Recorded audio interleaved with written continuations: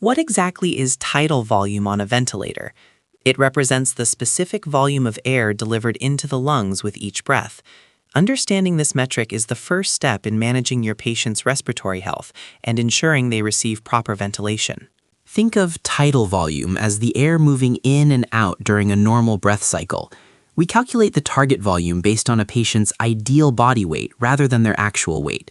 This measurement keeps the lungs expanding at a natural and healthy capacity based on their anatomy. Nurses must monitor these settings closely because excessive tidal volume can lead to physical lung injury. Implementing a low tidal volume strategy is a common way to protect fragile lung tissue from overdistension. Always verify that the programmed volume aligns with safety protocols for your patient.